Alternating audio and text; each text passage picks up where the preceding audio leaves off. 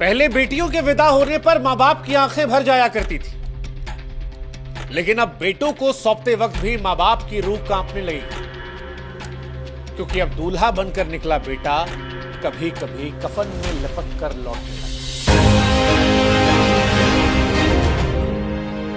पहले मुस्कान रस्तोगी ने जिस तरह से अपने पति को मारकर ड्रम में डाल दिया, और अब मेघालय की सुनसान वादियों में राजा रघुवंशी के साथ जो कुछ हुआ उसने मानवता के रिश्ते को तार तार कर दिया, क्योंकि जो कुछ हुआ वो सिर्फ हत्या नहीं थी, वो उस भरोसे की चिता थी जिसे हम और आप शादी का नाम देते हैं। क्योंकि कातिल कोई बाहर से नहीं आया था, यह कातिल उसी सिंदूर में छिपा था जिसे प्यार का प्रतीक माना गया। राजा की शादी की तैयारियों की तस्वीरें देखकर मन सिहर उठता है।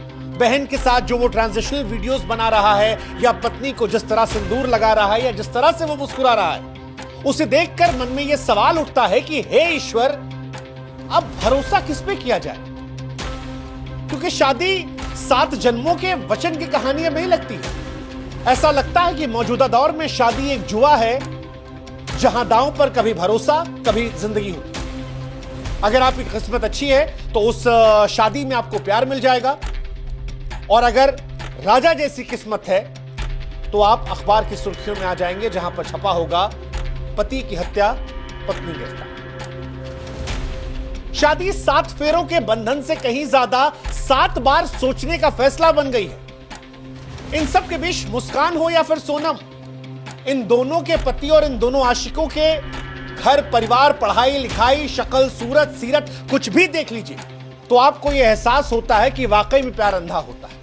क्योंकि अंधा ना होता तो इस तरह के लड़कों के लिए अपने पतियों को मारा ना जाए, और जिस तरह मारा गया है उसके बाद हमको यह समझ नहीं आ रहा कि इस प्यार को हम क्या नाम दें। इन दोनों को देखने के बाद यकीन होता है कि प्यार न सिर्फ अंधा होता है बल्कि बेशर्म, बेसुध, बेहया और बेहुदा भी हो सकता है।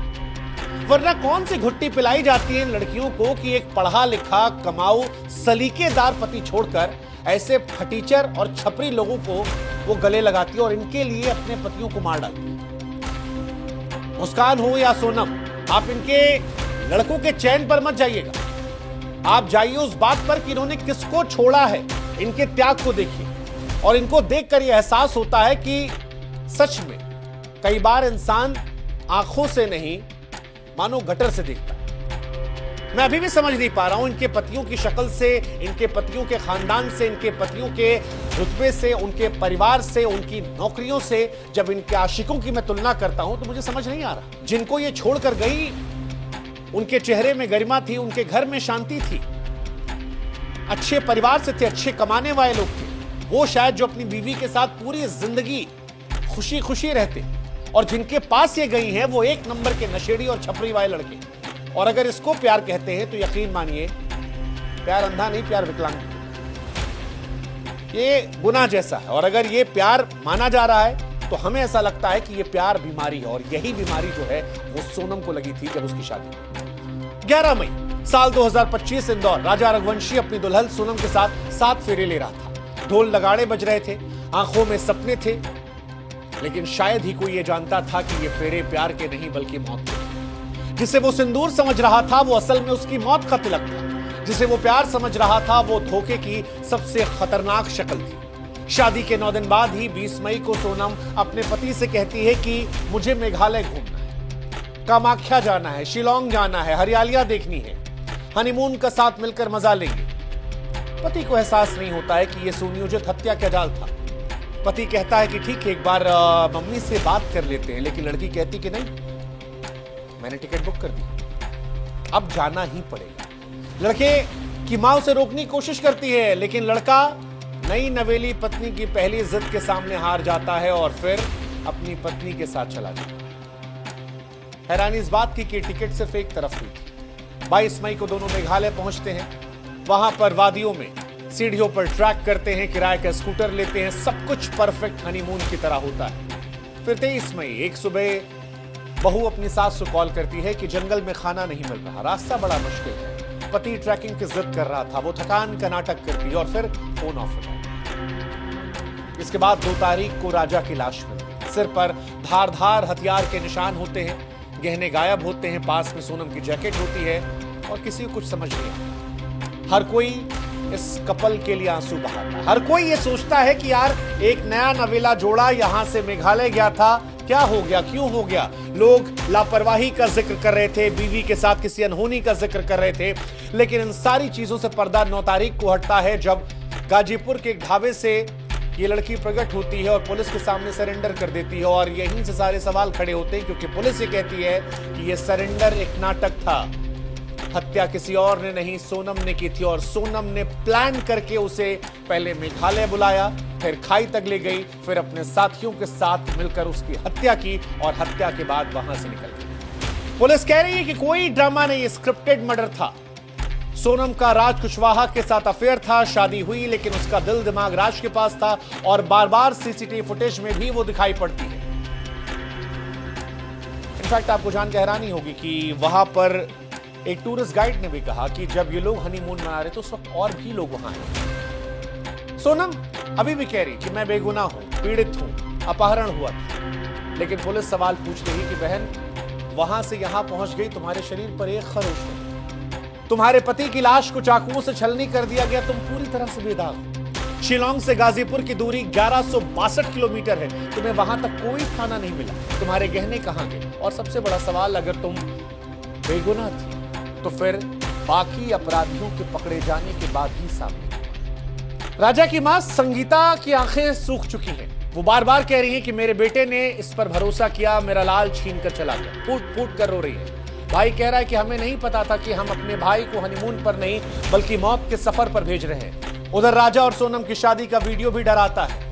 जिस तरह से राजा रस्में निभा रहा था, हंस रहा था, मुस्कुरा रहा था, मेहमानों के बीच अपनी दुल्हन को प्यार से देख रहा था, उसके बाद लोगों को शादी से डर लगने लगा है। लोग कह रहे हैं कि क्या मजबूरी थी, अगर लड़की को शादी नहीं करनी थी तो वो छोड़ सकती थी, परिवार से बगावत कर सकती थी, लेकिन शादी के 10 दिन के अंदर अपने पति को मारना कहां से जायज है।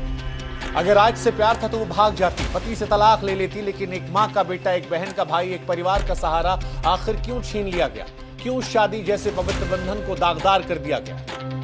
हालांकि यह घटना सिर्फ राजा की हत्या नहीं है, जैसा कि हमने पहले भी कहा कि ये उस भरोसे कत्ल है जिसे हमने शादी का नाम दिया, क्योंकि आज प्यार, शादी, भरोसा, इन सब पर सवाल है। मां बाप का दबाव, समाज का बोझ, लोग क्या कहेंगे, ये सोच जिंदगियां छीन रही है। सोनम की शादी जबरदस्ती हुई या नहीं, ये एक सवाल है, लेकिन जो रास्ता उसने चुना, धोखे का, साजिश का, खून का, वो किसी भी मजबूरी का जवाब नहीं हो सकता।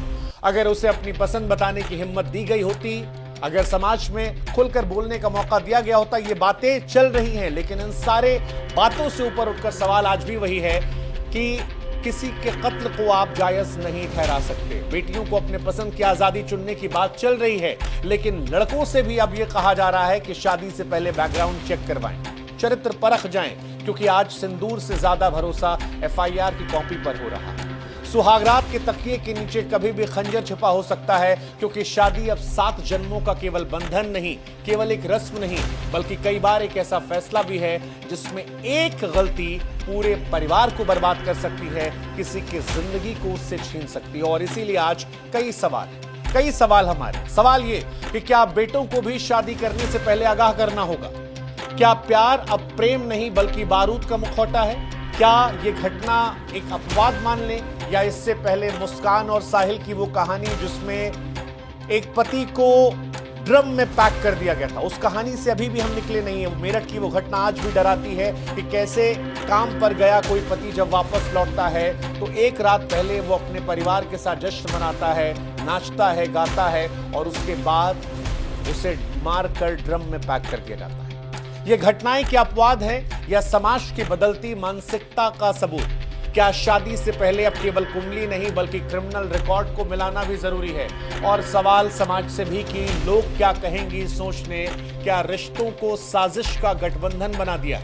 ये सवाल बड़े महत्वपूर्ण है, क्योंकि राजा रघुवंशी अब इस दुनिया में नहीं है। उसका दर्द हर उस माँ बाप का डर बन गया है जो बेटी की शादी करते वक्त सोचते हैं कि उसका घर बस जाएगा। शादी जो जिंदगी की एक नई शुरुआत मानी जा रही थी, क्या मौत की नई राह मानी जाएगी?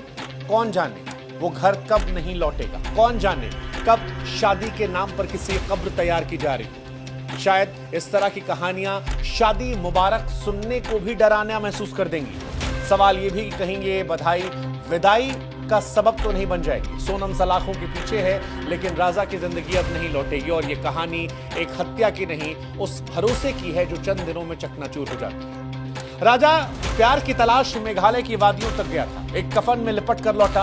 उसकी आत्मा भी शायद आज यही पूछ रही होगी कि मेरी क्या गलती है। माँ बाप के कहने पर शादी की, परिवार के साथ खुशियां मनाई, बीवी मिली, उसकी पहली जिद मानी, माँ बाप से लड़कर दूर वादियों में जाकर जश्न मनाने की सोची, लेकिन इन सब के बीच उसकी जिंदगी छीन ली। ये सवाल बड़ा महत्वपूर्ण है और जवाब के नाम पर सिर्फ सन्नाटा। ये सन्नाटा अब समाज को तोड़ना पड़ेगा, नहीं तो न जाने कितने राजा अपने दुल्हन के हाथों मातम बनते जाएंगे। ये सवाल बड़ा महत्वपूर्ण है कि क्या बेटियों के साथ अब बेटों को लेकर भी माँ बाप को डरना पड़ेगा। ये सवाल डराता है। सवाल ये भी डराता है कि मुस्कान के साहिल और इस घटना में सोनम के राज कैसे औरतों को बहका ले जाते हैं, क्योंकि औरतों को लेकर एक मानसिकता ये भी है कि वो अपने माँ बाप के सामने खुलकर बात नहीं रख पाती। वो हमेशा निर्भर रहती है। पहले माँ बाप उन्हें भावनात्मक तौर पर मजबूर कर देते हैं और उसके बाद जब शादी हो जाती है तो अपने आशिकों के सामने वो भावनात्मक तौर पर मजबूर हो जाती है। लेकिन क्या ये मजबूरी इतनी बड़ी है कि 7 जन्मों के रिश्तों को 7 दिनों में तोड़ दिया जाए, किसी को ड्रम में दफन कर दिया जाए, किसी को पहाड़ियों पर काट कर पॉलिथीन में पैक कर दिया जाए? ये सवाल बड़ा महत्वपूर्ण है। ये सवाल क्या आपको डराता है? इस सवाल का जवाब आप भी हमें कमेंट सेक्शन में दें।